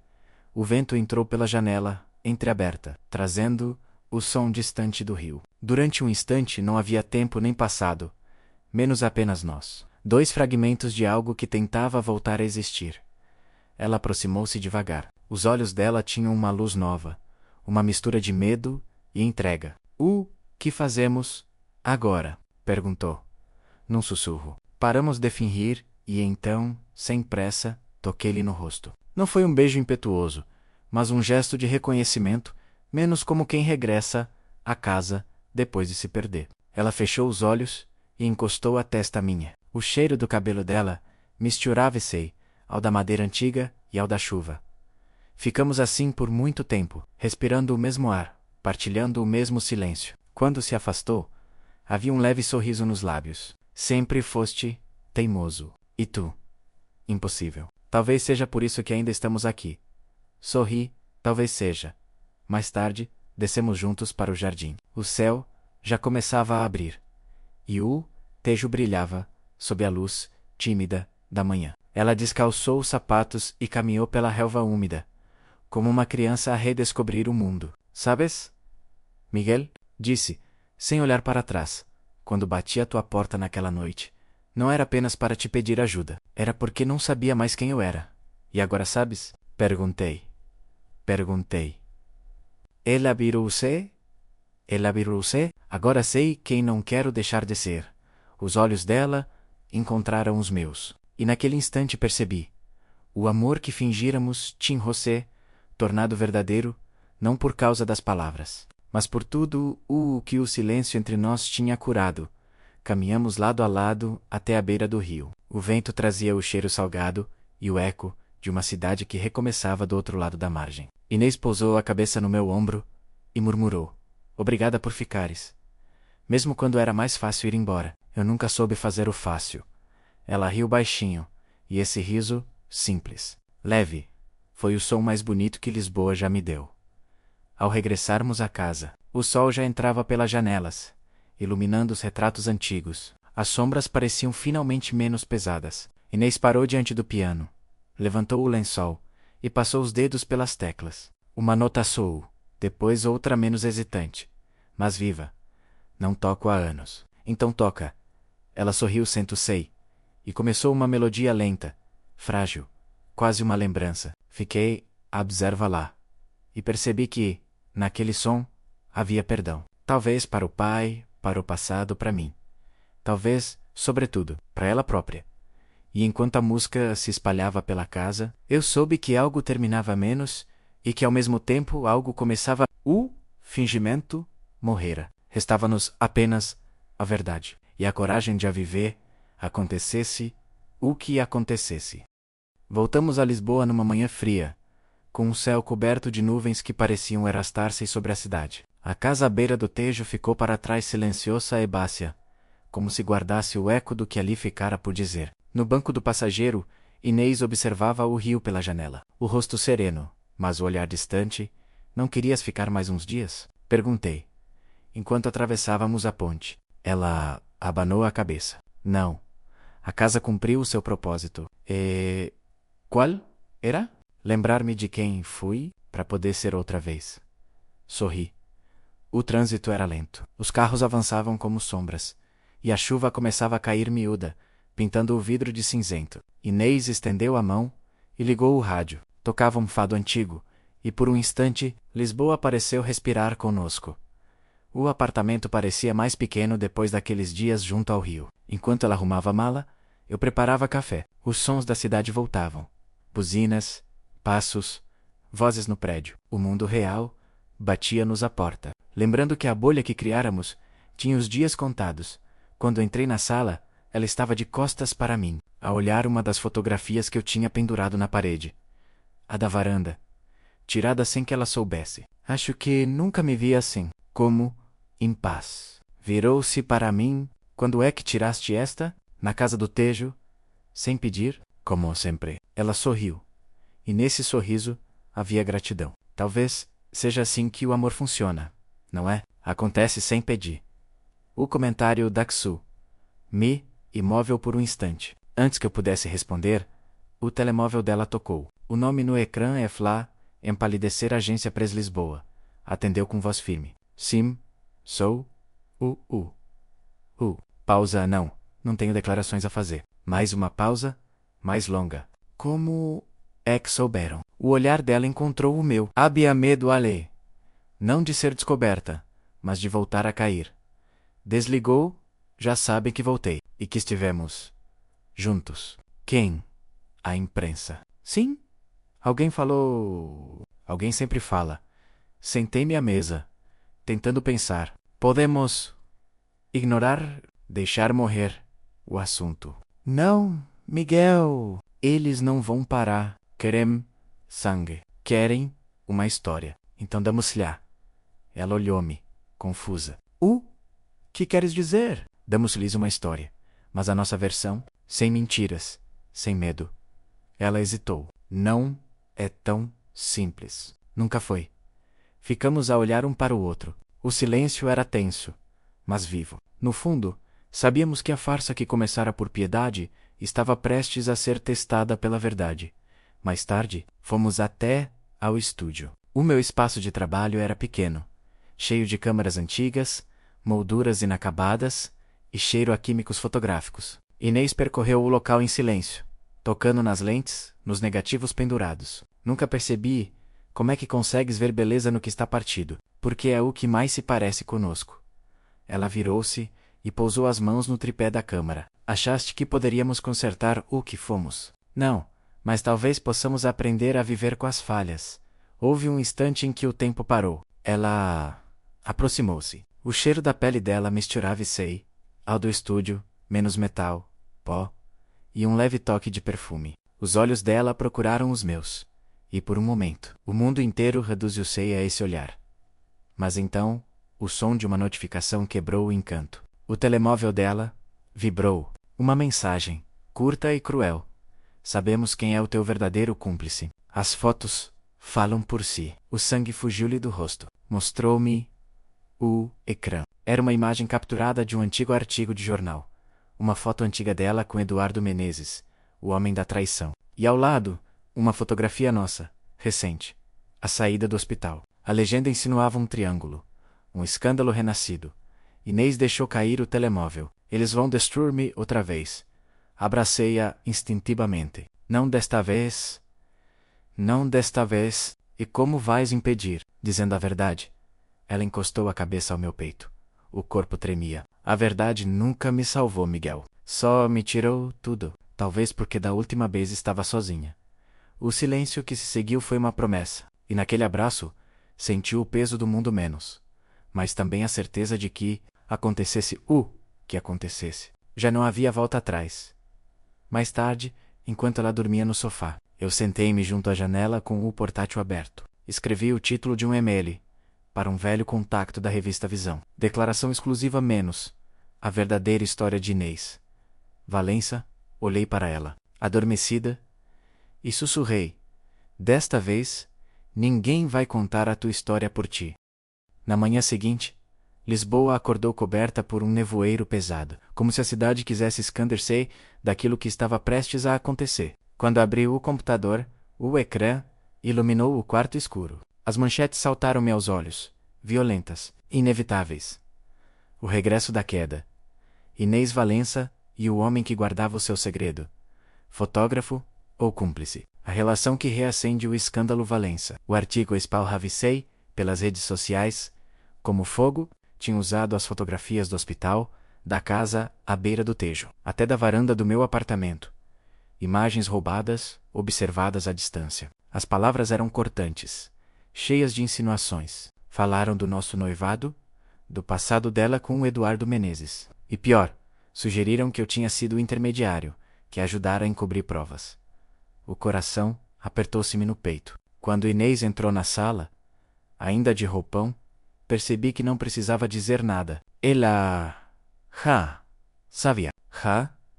Viste? Perguntou, com voz rouca. Assenti. Está em todo o lado. Ela passou a mão pelo cabelo, num gesto nervoso. É assim, outra vez. Começa sempre igual. Primeiro as perguntas, depois os julgamentos, e no fim, o sil e neseo. Não vais desaparecer de novo, Inês. E o que queres que eu faça? Que sorria para as câmaras e diga obrigada pelas mentiras? A raiva e o medo misturavam-se na voz. Aproximei-me, mas ela recuou um passo. Miguel, não percebes? Isto não é só uma história, é a minha vida. A marca, o nome, o pouco que me restava. E eu tô aqui, por quanto tempo? As palavras dela atingiram-me como um golpe. Fiquei calado. Ela afastou-se, pegou no telemóvel e começou a ligar para alguém. Rita, sim, Já vi. Não. Não digas nada à imprensa. Cancela tudo. Sessões, entrevistas, fecha o escritório se for preciso. Desligou, exausta. Eles vão à procura de Eduardo. Vão desenterrar tudo. E quando o fizerem, vão destruir-nos os dois. Aproximei-me de novo. Devagar. Então, deixamos de esconder. Ela olhou-me como se eu tivesse perdido a razão. O quê? Fazemos o contrário do que esperam. Damos a cara. Dizemos a verdade. Inteira. Não posso. Podes. E se me odiarem, ao menos será por quem és? O olhar dela tremeu. E por um instante, vi a mulher, que tinha enfrentado tudo sozinha, durante anos, e que agora lutava contra a própria vontade de ceder. À tarde, fomos até à beira do Tejo. Precisávamos de ar, de espaço. As águas estavam turvas. O vento frio. Inês caminhava em silêncio. O cachecol a Vorli, ao redor. Lembras-te de quando disseste que Lisboa era feita de segundas oportunidades? Perguntou. Lembro. Acho que esta cidade cansou-se de me dar as minhas. Então criamos a nossa. Ela olhou-me, séria. Não entendes? Pois. Não. O mundo não perdoa mulheres que falham, sobretudo quando são fortes demais para pedir perdão. Talvez o mundo precise de te ouvir pedir, não para te julgar, mas para se reconhecer em ti. E se eu não tiver forças, então empresto-te as minhas. O vento parou, por um instante. Ela aproximou-se, encostou a cabeça ao meu ombro e ficou ali, imóvel. O rio corria. Indiferente. A cidade observava. Distante. No dia seguinte, enquanto ela dormia, o meu artigo foi publicado. Não numa revista sensacionalista, mas numa página discreta, com o título simples. Inês Valença. O silêncio, o amor e o preço da verdade. Escrevi com tudo o que tinha. A dor, a ternura, a admiração. Não tentei defendê-la, apenas contá-la. Contei o medo dela, o erro, a coragem de voltar. Contei como o amor pode ser uma mentira que salva e, ao mesmo tempo, a única verdade que resta. Quando o texto se espalhou, algo mudou. As mensagens começaram a chegar, menos algumas de ódio. Muitas de apoio. Mulheres, desconhecidos, gente comum a dizer: vi-me nela. Todos temos um passado que ainda estamos a aprender a perdoar. Quando Inês acordou, o telemóvel vibrava sem parar. Leu as primeiras linhas do artigo, depois olhou para mim, sem palavras. Foste tu? Fui. Por quê? Porque desta vez, a história tinha de ser contada por alguém que a amava, não por quem queria lucrar com ela. As lágrimas correriam, li, silenciosas. E pela primeira vez, não havia culpa nelas, menos apenas alívio. Mas a paz durou pouco. À noite, recebi uma chamada de número desconhecido. Atendi, uma voz masculina, fria. Devias ter deixado o passado em paz, Miguel. Game, fala. Sil, en, esse é eu. Depois, apenas uma frase antes da linha cair, o passado da Inês ainda não acabou. Fiquei a olhar o telemóvel. O coração a bater descompassado. No fundo, sabia. O nome de Eduardo Menezes ainda não tinha sido enterrado. E o que quer que viesse a seguir, não seria apenas sobre amor. Seria sobre sobrevivência. A voz do telefone ainda ecoava dentro de mim, quando desliguei. O silêncio que se seguiu foi cortante, como se a própria cidade tivesse parado para escutar. Do quarto, ouvi Inês a mexer-se. O som suave de passos descalços, no chão de madeira. Quando ela apareceu à porta, já sabia. Aconteceu algo. Assenti. Devagar, ligará. Me. Quem? Não sei. Mas mencionaram o teu passado. Disseram que ainda não acabou. Ela empalideceu. Então, é ele, Eduardo? Sim. Inês sentou-se no sofá. O corpo rígido, as mãos entrelaçadas. Ele sempre foi assim. Quando não consegue controlar o que dizem, tenta controlar o medo dos outros. O que ele quer? Ela olhou-me, e a resposta estava nos olhos. Quer que eu volte a calar-me? Nos dias que se seguiram, o assédio aumentou. Fotógrafos à porta, chamadas anônimas, mensagens ameaçadoras. O artigo que eu escrevera tinha virado manchete, e com ele, a ferida voltou a sangrar em público. Mas desta vez Inês não se escondeu. Não vou fugir outra vez, Miguel, disse, uma manhã, enquanto olhava a cidade pela janela. Então, o que vais fazer? Dar uma entrevista? Oficial. Sem esconder nada, tens a certeza? Não, mas é a única forma de me libertar. Pegou no telemóvel, marcou um número e a sua voz tornou-se firme, quase serena. Boa tarde. Aqui fala Inês Valença. Quero falar ao vivo. Não sobre a marca. Sobre mim o estúdio ficava no alto de um prédio antigo no Chiado. Luzes, câmeras, microfones e o mar de olhos, prontos a julgar. Eu fiquei atrás das cortinas, observando. Ela sentou-se em frente à jornalista, impecável, mas com uma vulnerabilidade que só eu conhecia. Inês Valença. Porque decidiu falar agora? Ela respirou fundo, porque passei metade da vida a construir uma imagem, e a outra metade a escândala. A jornalista inclinou-se. O artigo de Miguel Duarte. É verdade? Ele é o homem da sua vida? Inês sorriu de leve. É o homem que me mostrou que ainda posso ter um silêncio. As câmaras capturavam cada gesto, cada respiração. E sobre o escândalo? Sobre Eduardo Menezes? Os olhos dela endureceram. Sim, amei-o. Sim, errei. Acreditei em alguém que me usou. Mas aprendi que o amor que nos destrói não é o que nos faz fracos. É o que nos ensina a reconhecer o que é verdadeiro. A jornalista hesitou. E sente-se pronta para começar de novo? Sim, desta vez, sem fingir. Horas depois, o programa foi para o ar. O impacto foi imediato. Alguns criticaram, outros aplaudiram menos. Mas todos ouviram. E, pela primeira vez, Inês parecia leve. Como se tivesse devolvido ao mundo o peso que carregava sozinha. Voltamos à casa em silêncio. Ela sentou-se na varanda. O vento frio a agitar-lhe o cabelo. Lisboa brilhava lá embaixo, cheia de luzes e segredos. Achas que acabou? Perguntou. Nada acaba. Transforma-se. E nós? O que somos agora? O que sempre fomos? Um começo adiado. Ela sorriu. Sabes, Miguel, sempre pensei que o amor fosse uma fraqueza. Agora, percebo que é o que nos resta quando tudo o resto cai. Aproximei-me e toquei-lhe no rosto. Os olhos dela encontraram os meus, e havia neles algo novo. Paz. Então, deixa cair tudo. Beijamo-nos. Desta vez sem pressa, sem culpa, sem fingimento. O som distante do tejo misturava-se ao bater do coração dela contra o meu. Lá fora, a chuva começava a cair, fina, tranquila, menos como se a cidade abençoasse o que restava de nós.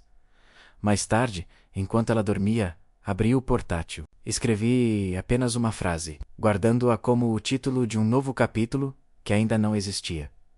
Sob o mesmo céu, duas almas aprenderam que a verdade também pode ser um refúgio. Fechei o computador. Olhei para ela, adormecida, e soube menos acontecesse o que acontecesse.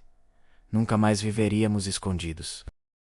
Chovia outra vez. Lisboa parecia ter voltado ao mesmo estado de respiração contida que eu. Lembrava dos dias mais escuros de Inês. O som das gotas contra o parapeito misturava-se com o tilintar das chávenas na cozinha. Menos ela tentava disfarçar a tensão com gestos automáticos, como se o cotidiano pudesse enganar o medo.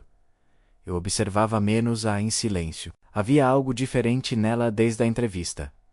A leveza aparente escondia um fio de inquietação, um olhar que se desviava sempre que eu falava de futuro. Não dormiste outra vez? Pois não? Perguntei. Os sonhos não me deixam, respondeu sem virar o rosto. O que é que sonhas? Que tudo volta, que ele volta. Antes que eu pudesse responder, o intercomunicador tocou. O som cortou o ar como uma lâmina. Inês gelou. Olhei-a. Estás à espera de alguém? Não. Levantei-me e aproximei-me do painel. Quem é? A voz que veio do outro lado fez o sangue gelar-me nas veias. Eduardo Menezes. Vim buscar o que é meu. Por um instante, o mundo ficou mudo. Virei-me lentamente. Inês estava branca, como a parede atrás dela. Os lábios tremiam-lhe sem som. Não o deixes entrar. Por favor, ama será tarde. O som do elevador ecoou pelo corredor. Passos firmes seguros. O tipo de andar que só pertence a quem acredita que ainda tem poder. A porta bateu 2 vezes. Inês agarrou-me o braço. Miguel, promete-me uma coisa. O quê? Que não o odeies por mim. Não prometo nada. Abri a porta. Ele estava ali, envelhecido, mas com o mesmo sorriso cínico de sempre. O cabelo grisalho, o fato impecável, o olhar frio e calculado. Por um instante, percebi como ela podia ter acreditado nele um dia. Eduardo tinha o charme da ruína, que ainda se julga inteira Miguel Duarte, disse ele, como quem recita o nome de um inimigo antigo. O homem que decidiu brincar de herói. E tu és o fantasma que insiste em não morrer. Ele riu baixo. Bim, em paz. Só quero conversar. Não há nada a dizer. Mas Inês já estava de pé, atrás de mim. Deixe-o entrar, disse, num fio de voz. Se não o enfrentar agora, ele nunca vai embora. Eduardo entrou, como quem regressa à própria casa. Olhou à volta, avaliando cada detalhe. O sofá, os livros, a moldura com a fotografia de nós dois. Vejo que sabe escolher bem o teu novo protetor. Não estou sob proteção de ninguém, respondeu Inês. Estou livre. Ele inclinou a cabeça, o sorriso a endurecer. Livre? Não me digas. Esqueceste quem te ergueu quando não eras ninguém? Quem pôs o teu nome nas revistas? Quem te deu o palco? E quem o queimou quando já não precisava de mim? O olhar dele escureceu. Não sejas ingrata. Sem mim, continuarias a vender sonhos em feiras de província. A minha paciência estalou. Sai daqui. Agora, Eduardo virou-se para mim. Devagar. Tens coragem? Fotógrafo, mas não sabes com quem te metes. Sei, com um homem que não suporta ter sido esquecido. Inês colocou-se entre nós. Basta, gritou. Não vim aqui para reviver o que já morreu. Morreu? Ele aproximou-se. O que morre, Inês, é substituído, mas há coisas que não se apagam. Nem as dívidas, nem as promessas. Ela recuou um passo. O que queres? Quero o que é meu. A Mesam Valença. O nome. Oh. E o silêncio. O nome é meu. E o silêncio acabou. O rosto dele endureceu de vez. Pensa bem, antes de me desafiares. Ainda tenho provas, Inês, documentos, contratos, tudo o que pode ruroner-te outra vez. Ela olhou cansada. Então, faz o que quiseres. Já perdi tudo uma vez. Não tenho mais medo. O olhar de Eduardo desviou-se para mim. Isto é o que ele te ensinou a viver de orgulho e pena. Isto é o que ela aprendeu sozinha. Respondi. Ele aproximou-se de mim, tão perto que senti o cheiro do perfume dele menos caro. Falso. Não sabes o que ela é capaz de fazer quando se sente encurralada, e tu não sabes o que eu sou capaz de fazer para que ela nunca mais tenha medo. Por um segundo, o silêncio pesou tanto que parecia visível. Então Eduardo deu um passo atrás e sorriu. Frio. Veremos. Duarte. Veremos quem sobrevive a quem. Virou-se e saiu, a porta fecar-se com um estalo seco. Inês desabou no sofá. O corpo tremia-lhe, mas o olhar estava fixo no chão. Ele vai voltar, murmurou. Deixa-o vir, respondi. Desta vez, não estamos sozinhos. Ela ergueu o olhar para mim, com algo novo nos olhos.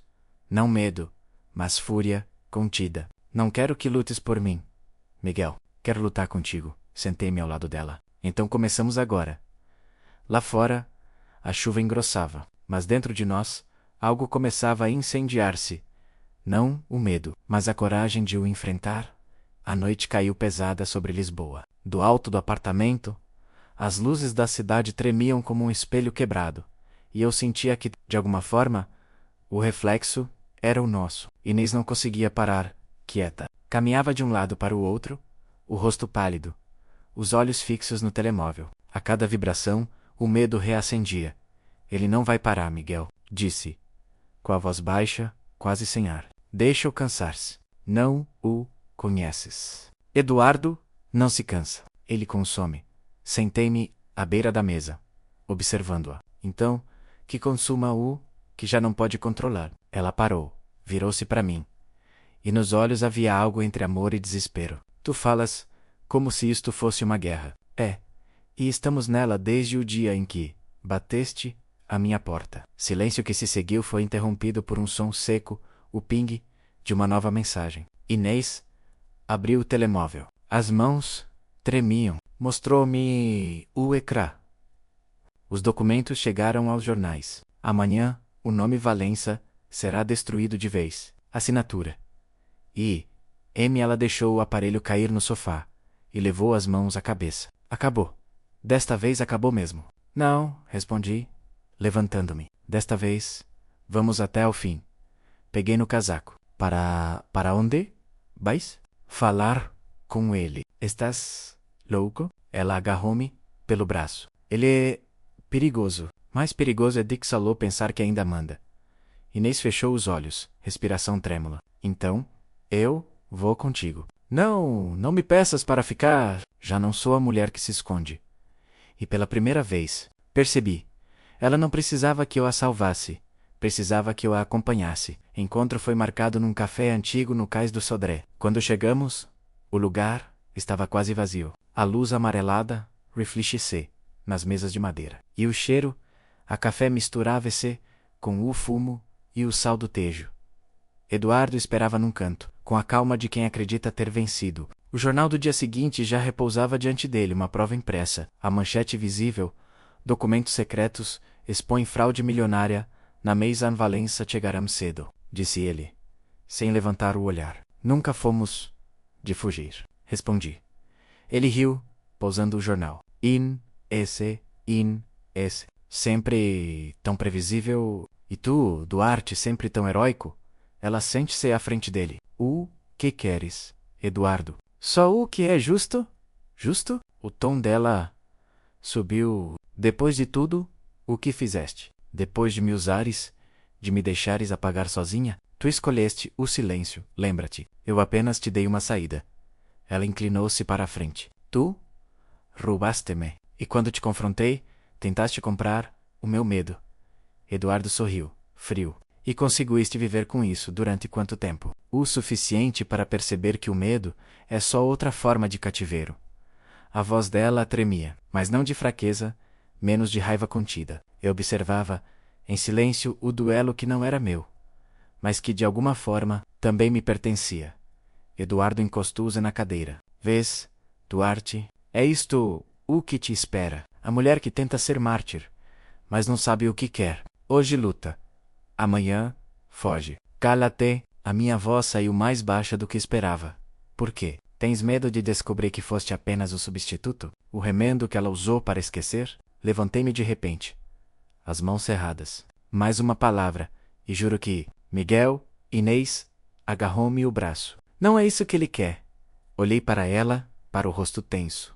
Os olhos marejados. A respiração dela estava acelerada, mas o olhar era firme. Eduardo, disse ela, levantando-se devagar. Leva o que quiseres. Os papéis, o nome, as mentiras, mas não terás o meu silêncio outra vez. Ele franziu o senho. E o que pensas? Fazer. Confessar tudo. Confessar tudo. Destruir-te? Sozinha? Não sozinha, respondeu. Pegou na minha mão. O gesto foi simples, mas definitivo. E nesse instante, percebi que não havia mais espaço para medo. Eduardo Orrunas com desprezo. Rom, antico, mas inútil, talvez, disse Inês. Mas é a primeira vez que algo entre nós é verdadeiro.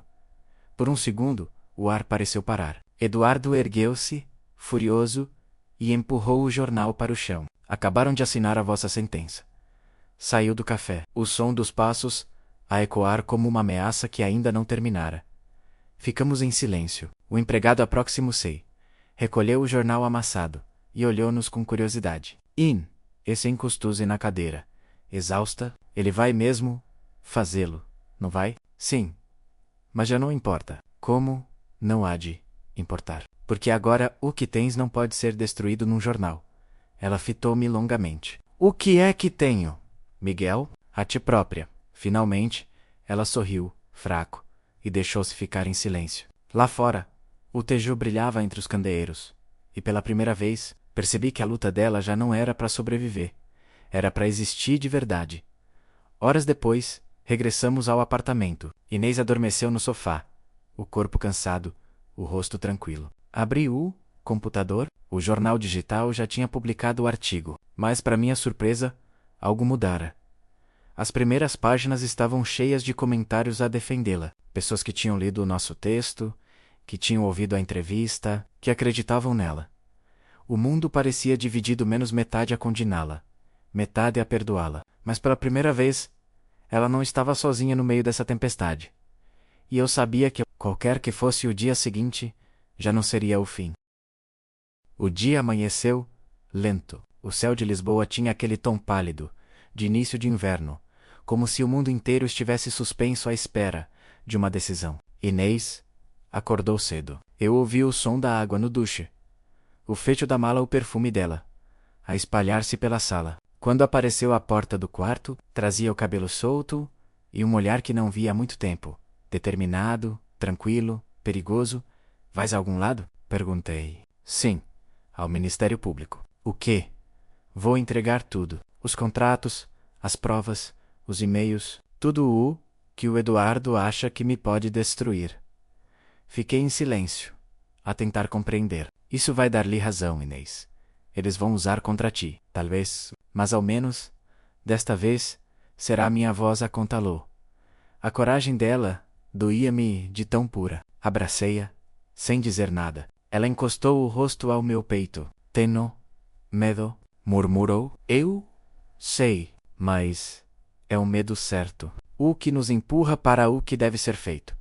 Fomos juntos. O edifício parecia mais imenso do que nunca, com os degraus frios e o eco dos passos de quem carrega a verdade como condenação. Os jornalistas estavam lá, menos microfones, câmaras, flashes. Quando a viram, o tumulto começou. Inês, é verdade que vai confessar? Ainda ama Eduardo Menezes? E o fotógrafo está envolvido? Ela respirou fundo e parou no topo dos degraus. Eu fiquei atrás apenas a observar. E então, sem que ninguém esperasse, ela falou, durante anos, deixei que outros falassem por mim. Mentiram, manipularam, venderam pedaços da minha história. Hoje venho por fim a isso. O som das máquinas fotográficas encheu o ar. Cometi erros, acreditei em quem não devia. E o preço foi alto. Mas o erro maior foi o silêncio. Porque o silêncio também é uma mentira. As vozes calaram-se. O vento mexia-lhe o cabelo. E o sol começava a romper as nuvens, desenhando-lhe o contorno, como se a cidade a abençoasse. Eduardo Menezes enganou-me. Sim, mas eu deixei que ele o fizesse. E hoje, o que tenho para entregar não é uma confissão, é uma libertação. E, sem mais palavras, subiu os degraus e entrou. Horas depois, quando saiu, trazia nas mãos apenas um envelope vazio, o símbolo do que deixara lá dentro. Os jornalistas voltaram a cercá-la, mas ela já não tremia. Passou por entre eles como quem atravessa um sonho.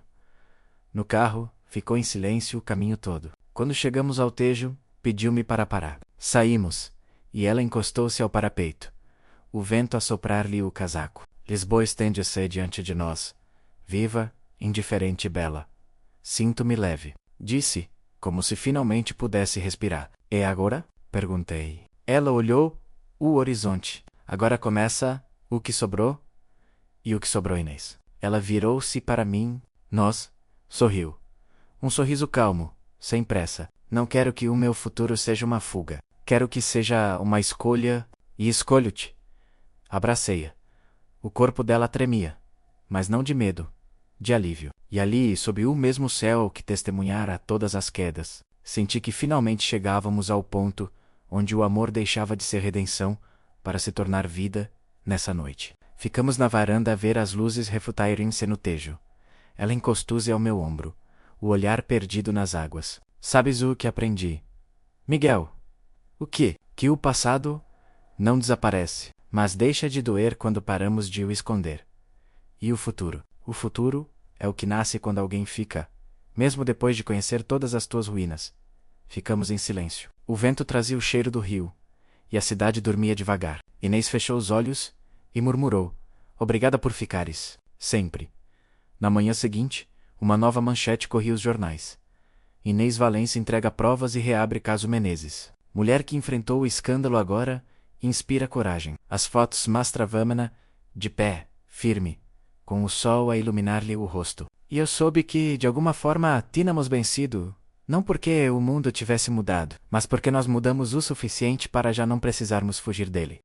A manhã chegou sem aviso, com uma claridade branca a invadir o apartamento. O relógio marcava 7:30, e pela primeira vez em muito tempo, Lisboa parecia respirar em paz. O tejo brilhava lá embaixo, dourado, como se quisesse recompensar a cidade por ter sobrevivido à noite anterior. Inês ainda dormia. Estava enrolada nos lençóis, o rosto meio coberto pelo cabelo. Tinha aquele ar sereno de quem finalmente se permite descansar, não por cansaço, mas por libertação. Fiquei à observa, lá Emsil, neciou, o coração apertado por uma ternura que doía. Ela tinha enfrentado o que ninguém imaginava. E agora ali, parecia uma mulher diferente, não mais a chefe, nem a culpada, nem a vítima, apenas Inês. Peguei na câmara. A luz da manhã entrava perfeita pela janela, dourando-lhe a pele. Tirei uma fotografia, o som do obturador acordou-a. Outra vez, Miguel, murmurou, sonolenta. Sorri, não consigo evitar. Há algo em ti que pede para ser lembrado. Ela virou-se para mim, os olhos ainda meio fechados. E se eu quiser ser esquecida, então prometo lembrar-me Emsil, iniciou ela riu, baixinho, e puxou-me para mais perto. Sabes, hoje é o primeiro dia em que não tenho medo de sair à rua. E o que vais fazer com essa liberdade? Ainda? Não sei. Talvez começar outra vez. Mas devagar. Ficamos ali, lado a lado, a ouvir a cidade acordar. O som dos elétricos, o pregão distante de um vendedor, o murmúrio das ondas contra o cais. Tudo parecia de novo possível. Mais tarde ela saiu. Tinha uma reunião com a equipa jurídica. Menos precisava definir os próximos passos da empresa, agora que o caso Menezes estava a ser reaberto oficialmente. Antes de fechar a porta, olhou-me e disse: Não deixes de fotografar hoje. Quero ver Lisboa pelos teus olhos. E tu? Vou tentar ver ela pelos meus sem medo. Quando ficou sozinha, a casa pareceu crescer. O silêncio era estranho, não vazio, mas denso, como se as paredes ainda guardassem o eco de tudo o que vivemos ali. Peguei na câmara e saí. Caminhei, sem destino. Alfama, depois o Chiado, depois o cais. A cidade estava diferente. As pessoas olhavam-me, com curiosidade, menos algumas reconheciam o meu rosto dos jornais. Outras apenas sorriam com simpatia. Em cada fotografia que tirei, percebi algo novo. Lisboa tinha a mesma força de Inês. Era uma cidade que se partia todos os dias. E mesmo assim continuava bela. Ao fim da tarde, quando eu voltei, o apartamento estava mergulhado numa penumbra dourada. Ela já tinha regressado, mas parecia distante. Sentava-se no sofá, o telemóvel sobre a mesa, o olhar preso na janela. Correu bem? Perguntei. Correu. Como tinha de correr, isso soa a má notícia. Ene, oe, ma. É apenas real, suspirei. Ela ouviu-me e tentou sorrir. Sabes o que me disseram? Que a Mezan pode reabrir, mas só se eu aceitar um novo conselho administrativo e um novo diretor. Isso significa que já não vai ser minha... Não como antes. Houve silêncio. Ela ergueu o olhar, e nele havia tristeza, mas também uma estranha paz. Durante muito tempo pensei que a Mezan fosse o que me definia. Agora percebo que só me aprisionava. Sentei-me ao lado dela. Então, deixa aí, e se eu deixar, o que me resta? Tu e o que ainda podes criar. Ela sorriu, fraco, e encostou-se ao meu ombro. Sabes o que é estranho? Pela primeira vez, perder não dói. O sol descia devagar sobre Lisboa, tingindo o céu de dourado e violeta. E, naquele instante, percebi que o fim das coisas, às vezes, é apenas o início de uma vida mais leve. Mais tarde, quando ela adormeceu outra vez, sentei-me à janela e revi as fotografias do dia. Cada imagem era uma espécie de respiração. Fragmentos de uma cidade de uma mulher, de um amor que começava a aprender a existir sem pressa. No último retrato, o reflexo dela aparecia no vidro da janela, indistinto, quase um fantasma menos e mesmo assim, o mais vivo de todos. Sorri, porque percebi que às vezes, o amor não é sobre possuir, é sobre testemunhar alguém a tornar-se quem sempre devia ter sido. Os dias seguintes correram com a estranha serenidade de quem tenta aprender a viver outra vez. Inês voltou ao trabalho. Não há a Mezan Valença, mas há uma nova empresa, pequena, discreta, instalada num antigo armazém, no bairro alto, chamava-se Atelier 27. E pela primeira vez em muito tempo, ela parecia livre do peso do nome. Eu acompanhava tudo à distância. Ela saía cedo, regressava tarde, exausta, mas com o brilho de quem constrói algo do zero. E, Mesmo que eu me orgulhasse de vê-la assim, havia momentos em que a casa parecia demasiado grande sem ela.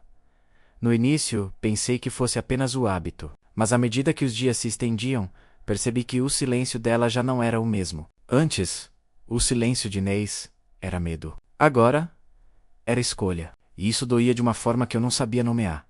Numa noite de quarta-feira, esperei por ela até depois da meia-noite. Quando a porta se abriu, ela trazia nas mãos uma pasta de couro e o olhar cansado. Ainda acordado? Perguntou. Não consigo dormir quando não estás. Ela pousou a pasta sobre a mesa. Sorriu, mas o sorriso não lhe chegou aos olhos. O que foi? Perguntei. Nada. Só trabalho demais, Inês. Miguel, não comeces. O tom dela foi suave, mas definitivo. Sentei-me de novo. Ela tirou os sapatos, serviu um copo de vinho e ficou a olhar a janela. Lisboa lá fora cintilava, indiferente às nossas hesitações. Lembras-te do que disseste quando tudo acabou? Perguntei, depois de um tempo. Ela virou-se... O quê? Que o amor era o que sobrava quando o resto caía. E ainda acredito nisso. Então por que é que parece que está sempre a ir embora, mesmo quando ficas? Ela suspirou. Longa. Pesada. Porque talvez o amor também precise de espaço para respirar. O silêncio caiu entre nós. E percebi que, de alguma forma, ela estava a dizer a verdade. Amávamos-nos, sim. Mas o amor já não era abrigo. Era espelho. E olhar para esse reflexo doía. Na semana seguinte, ela viajou. O primeiro evento internacional desde o escândalo. Milão, depois Paris. Mandava mensagens curtas. Fotos de bastidores. Frases como foi um bom dia ou gostava que estivesses aqui. Sempre sem ponto final. Eu respondia com imagens. O Tejo, o café onde nos conhecemos. O gato da vizinha. Coisas pequenas, que ainda nos pertenciam. Mas à medida que os dias passavam, a distância tornava-se física. O som da voz dela pelo telefone soava diferente. Distante, contido, como se o tempo entre as palavras estivesse cheio de coisas que não se podiam dizer. Uma noite, ligou-me do hotel. A ligação estava fraca, mas consegui ver-lhe o cansaço. Corre, bem? Perguntei. Sim, o suficiente. E tu? Estás bem? Tento estar... Miguel, disse ela, num tom hesitante. Às vezes penso que a culpa não era do passado, sabes? Era do que esperávamos um do outro. E o que esperávamos? Que o amor fosse remédio, quando na verdade é só companhia. Ficamos em silêncio. A ligação caiu logo depois. Mas a frase dela ficou.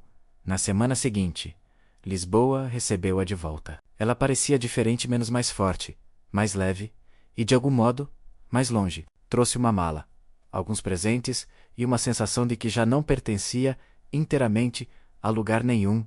À noite, no jantar, tentamos falar como antes, mas as palavras vinham curtas. Rimos sim, mas havia sempre algo que ficava por dizer. No fim, ela pousou o garfo e olhou para mim. Sabes, Miguel, talvez amar também seja deixar o outro crescer longe de nós. E se eu não souber amar assim? Então, aprende comigo. Não houve lágrimas, apenas uma paz triste, como o fim de uma canção que sabíamos de cor. Dias depois, recebi uma mensagem dela, curta. Tenho de ir a Londres por um tempo. Preciso respirar. Prometo voltar. Olhei para a frase durante minutos. Não havia despedida, mas também não havia regresso. Guardei o telemóvel, saí para a varanda e deixei o vento frio bater-me no rosto. Lá embaixo, o Tejo corria calmo, como se dissesse: tudo o que se ama precisa de partir para poder ficar, e pela primeira vez, não tentei contrariar. Os dias tornaram-se longos sem ela. Lisboa continuava a mesma menos o Tejo a correr sereno, os elétricos a subir as colinas, o cheiro a café nas manhãs, menos mas. Tudo parecia ligeiramente deslocado, como uma fotografia mal centrada. No início, eu contava as horas. Depois comecei a contá-las de outra maneira, menos em luzes, em sons, em pequenas coisas que me lembravam dela. O eco dos saltos no soalho, o riso entrecortado nas madrugadas, o perfume que ainda vivia nos lençóis. Não era ausência, era presença em silêncio. E estranhamente era o suficiente para me fazer continuar. Às vezes ela ligava do aeroporto, de um táxi, de um quarto de hotel. A voz dela vinha sempre calma, segura, quase leve. Como está Lisboa? Igual lá. E tu? Diferente? Diferente, mas no bom sentido.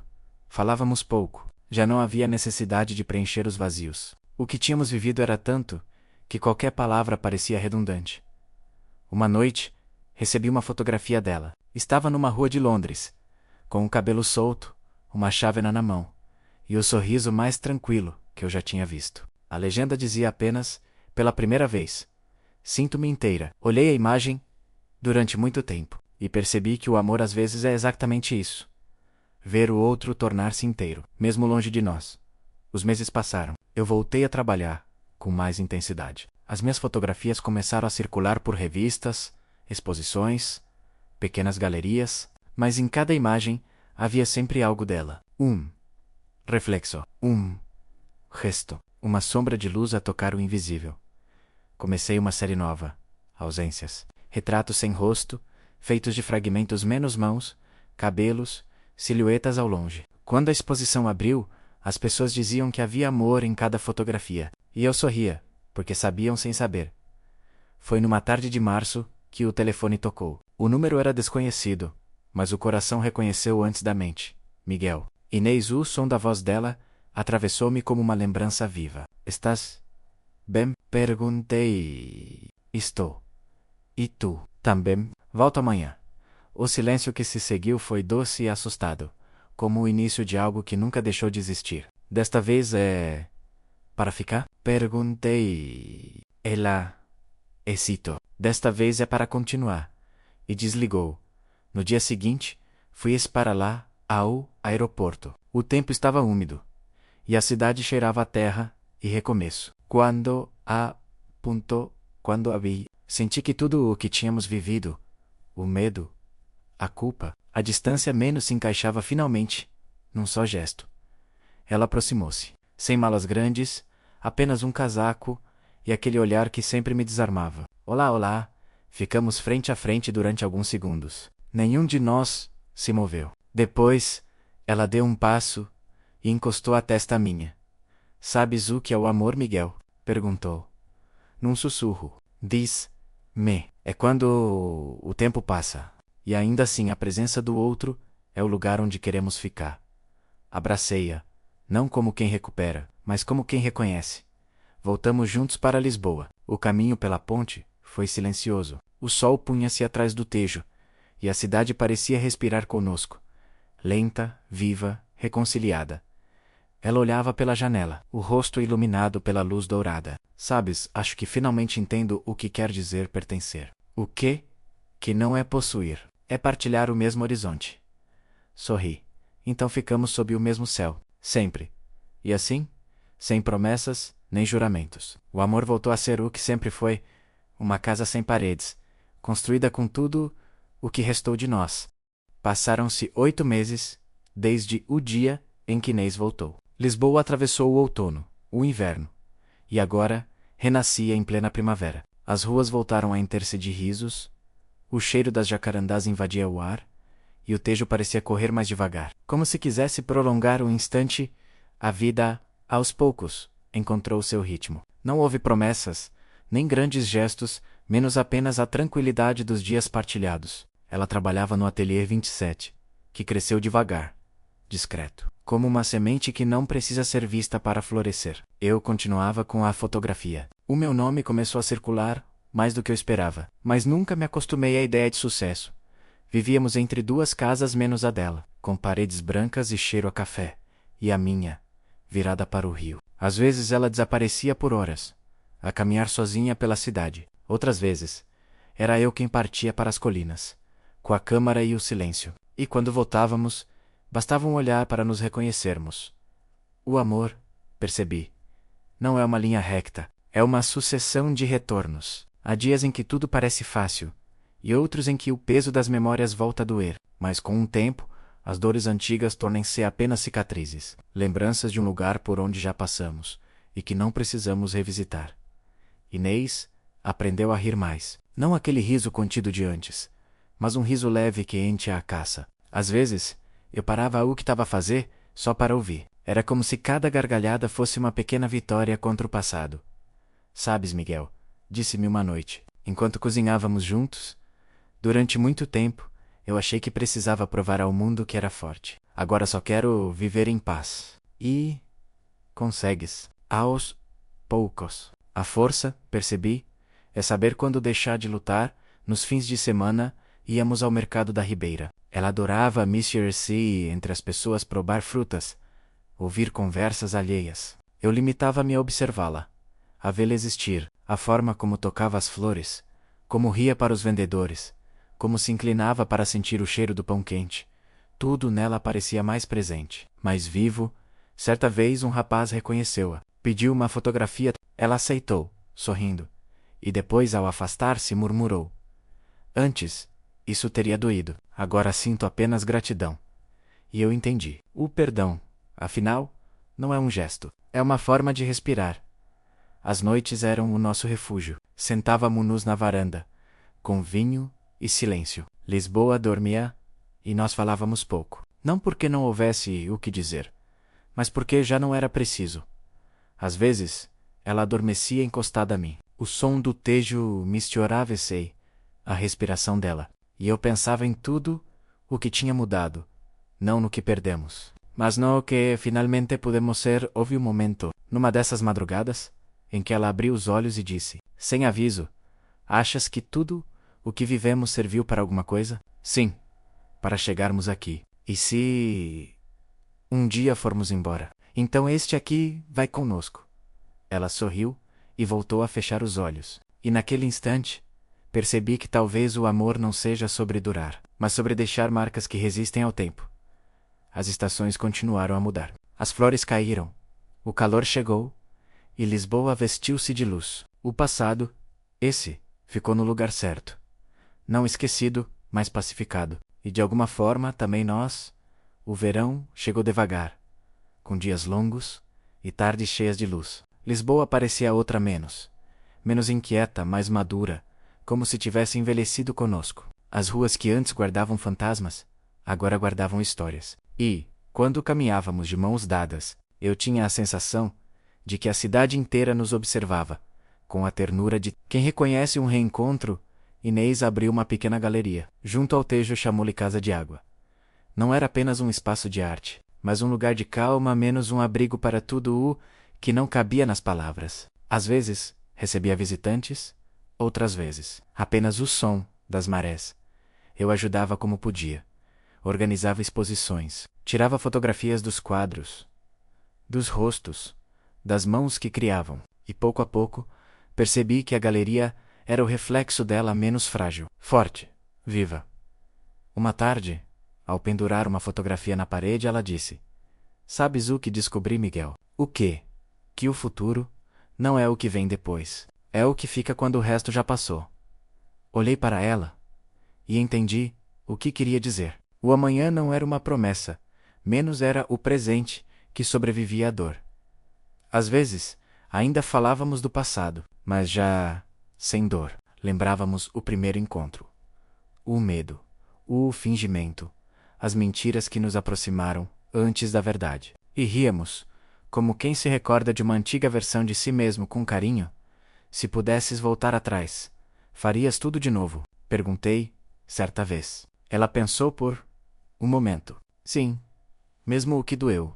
"Por quê?" "Porque foi a dor que me ensinou a ficar, as manhãs tornarem-se o nosso ritual." Ela lia junto à janela, eu fotografava a luz. E o mundo parecia caber naquele pequeno intervalo de silêncio entre o café e o nascer do dia. Uma vez, enquanto o sol subia sobre o tejo, perguntei: "Achas que o amor envelhece?" Ela sorriu. "Acho que o amor aprende a andar mais devagar." E ficou a olhar o rio. O reflexo do sol desenhava-lhe o rosto. E por um instante, senti a mesma vertigem que senti quando a vi pela primeira vez, menos, como se tudo começasse de novo, no final do outono. Expus uma nova série. Chamei-lhe o que ficou do amanhã. Eram fotografias de momentos comuns. As mãos dela a segurar uma chávena, os pés descalços na varanda, a sombra do corpo dela sobre a cama. Coisas pequenas, quase invisíveis, mas vistas em conjunto, contavam uma história menos a nossa. Na inauguração, ela aproximou-se de uma das imagens e ficou a observar lá em cima. Eneceu. Depois, virou-se para mim. Sabes o que mais gosto? Nas tuas fotografias. O quê? Que nelas. O amor não é o centro. É o que sobra nos cantos. Sorri. É porque foi assim que aprendi contigo hoje. Enquanto escrevo isto, ela dorme no sofá, enrolada numa manta. Lá fora, o tejo corre, o vento sopra, e Lisboa respira, como sempre. A vida continua, mas pela primeira vez, não sinto pressa de a seguir Olo para ela, para o mundo que construímos entre quedas e silêncios. E percebo, não somos mais o que fingimos ser, nem o que tentamos apagar. Somos o que ficou. E o que ficou, basta. Fecho os olhos e deixo o som do rio misturar-se ao da respiração dela. E penso, se o amanhã é o que resta quando tudo passa, então o nosso ainda está a começar.